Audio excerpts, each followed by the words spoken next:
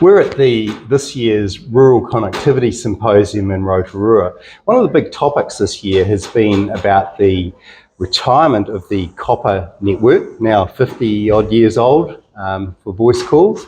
What this is going to mean for farmers and rural households around New Zealand in terms of their ability to continue to be able to communicate with each other, and also that ability to be able to tap into the rapid advancements in digital technology and communications. And I'm with Anna Mitchell, and she's GM for Chorus's fibre frontier network.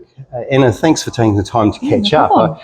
I guess if you're in a rural household and you've relied on that copper network, maybe for 2 or 3 generations, I mean, it's probably natural to feel a bit worried about the fact that is going to be retired. What is some of the reasons for us seeing copper go?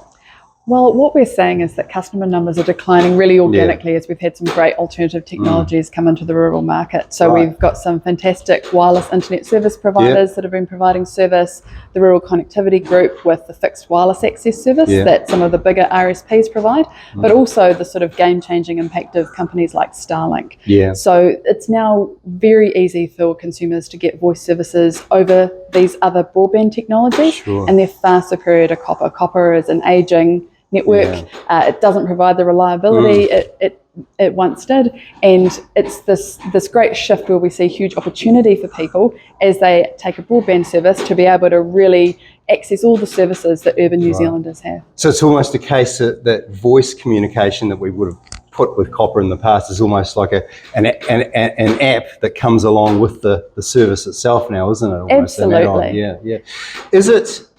Should you be concerned if you're losing your copper network for your voice, that the alternatives that you might have to use, whether it's satellite or wireless, are going to cost you more as a farm business or as a farm household to get hold of and secure?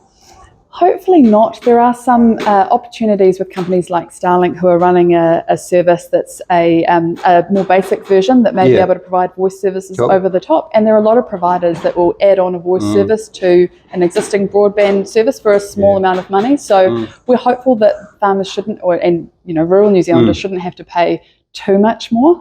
But there is always going to be some issues of access as we transition into new technologies. Fibre's sort of the gold plate, isn't it? If you're on a farm and you've got fibre, and being rural myself and having it, I know how good it is. Can we expect to see a lot more fibre rolled out rurally through New Zealand, do you think?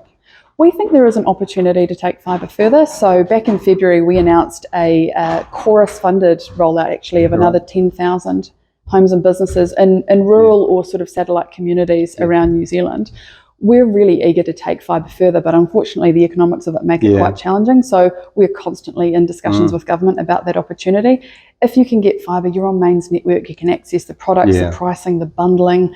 So there's huge advantages to people who can get fibre. And so we'd encourage anyone who is enthusiastic about it to talk to their local representatives and kind of continue to make that case that we shouldn't be leaving rural communities. So there's a case there for the rural sector to continue pushing hard for more fibre if possible, with more funding maybe. Absolutely, and I think particularly if you want to add that value add and grow the rural economy, it's really important. We did a study with the New Zealand Institute of Economic Research, and they found that the money on the table from upgrading New Zealand's connectivity in rural from where it is now to having sort of gigabit capable fibre was worth $16.5 billion over the next 10 years. It's a big chunk of the 50 odd billion extra the government wants, isn't it? It's a huge chunk of that, and it allows some of our communities to continue and thrive as well. No, makes a difference. No, thanks for your time, man.